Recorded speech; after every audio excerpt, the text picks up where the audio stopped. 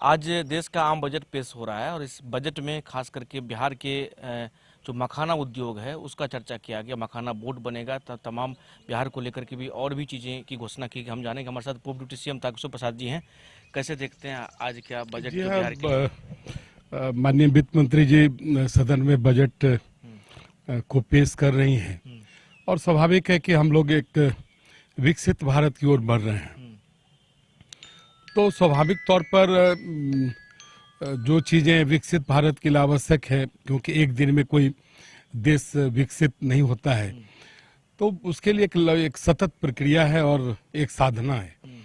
और बजट में इन सारी चीज़ों का प्रावधान हमारी सरकार कर रही है, जिससे कि विकसित भारत के निर्माण में हम अग्रसर हो सके। और विकसित भारत तभी होगा जब भारत का एक एक नागरिक कहीं न कहीं बेहतर महसूस करे, चाहे आर्थिक दृष्टि से हो और जो उसके जीवन में जितने भी ऑप्शंस हैं वो ऑप्शंस आसानी से वहाँ तक वो पहुँच पाए। और जहाँ तक बिहार की बात है, तो बिहार के लिए माननीय प्रधानमंत्री जी हमेशा से उनका सकारात्मक रुख रहा है और हमारी अपनी एनडीए की सरकार भी है, चाहे राज्य की हो चाहे यशस्वी प्रधानमंत्री जी के नेतृत्व में केंद्र की हो।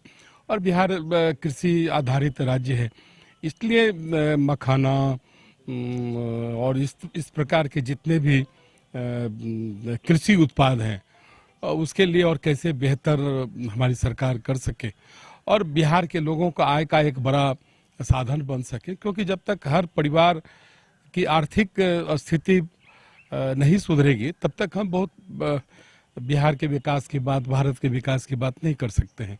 इसलिए हमारी सरकार इन सारी चीज़ों पर गंभीर है और वो गंभीरता आज के बजट में स्पष्ट तौर पर दिख रही है। चुनावी वर्ष है, चुनावी वर्ष में आप ये कह सकते हैं जो बिहार के लिए बजट में काफ़ी कुछ है, क्योंकि देखिए अब बजट पेश हो रहा है, जो विरोधी दल हैं वो सवाल भी उठाएंगे। तो आप बिहार के रिगार्डिंग में क्या कहना चाहेंगे? अरे देखिए, चुनावी वर्ष होना एक अलग बात है, ये तो एक लोकतांत्रिक प्रक्रिया है। लेकिन जब से हमारी सरकार रही है, बिहार को हम सबों ने बदला है। बिहार के विकास के लिए केंद्र में जब जब हमारी सरकार रही है हम सबों ने बिहार के विकास के लिए जो बुनियादी चीज़ें हैं उसको हम सबों ने दुरुस्त करने का काम किया है।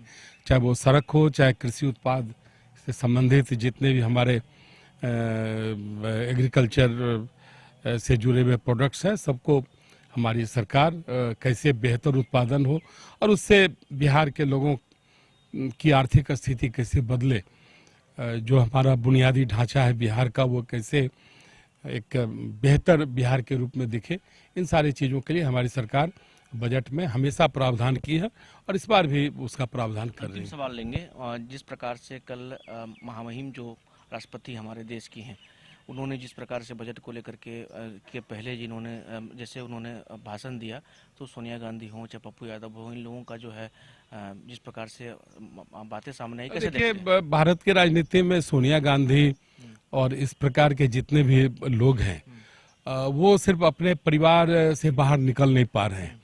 और आदिवासी समाज की राष्ट्रपति हिंदुस्तान की राजनीति में पहली बार निर्वाचित हुई है, तो स्वाभाविक है कि सोनिया गांधी ऐसे जो अपने को इलीट क्लास की वो समझती, उनका पूरा परिवार समझता है कि हिंदुस्तान अगर है तो उसके परिवार के अंदर है, लेकिन हिंदुस्तान उनके परिवार के बाहर है। और उन सारी चीज़ों को यशस्वी प्रधानमंत्री श्री नरेंद्र मोदी जी ने महसूस किया है। इसलिए आम आदमी की बात हम सब हमेशा किए हैं और आगे भी करेंगे। सोनिया जी ऐसे राजनीतिज्ञों से न कोई अपमानित होगा, लेकिन जिस प्रकार से उन्होंने टिप्पणियां की है, यह टिप्पणी काफ़ी दुर्भाग्यपूर्ण है। ये उनके मानसिकता और भारतीय राष्ट्रीय कांग्रेस की सोच को निश्चित तौर पर दर्शाता है। चलिए, तो हमारे साथ तारकिशोर प्रसाद जी थे जिनसे बात कर रहे थे, क्या कुछ कहा इन्होंने वो भी आपने सुना। सहयोगी हीरा के साथ अंशु झा, न्यूज बाइस्कोप, पटना। विश्व स्तरीय मेडिकल सुविधाओं से युक्त रांची का देवनिका हॉस्पिटल, जहां है neonatal ICU, burn intensive care unit, modular operation theatre, 24/7 emergency trauma service, multi disciplinary ICUs, emergency care, MRI, CT scan, advance cath lab, fully automated path lab, echo, ultrasound, ultra modular patient beds और pharmacy. Devanika hospital and research centre, किफायती दर पर विश्व स्तरीय इलाज, ancillary chowk, Tupudana industrial area, Ranchi. 5 राज्य, 61 शहर, 150 project और एक वास्तु विहार।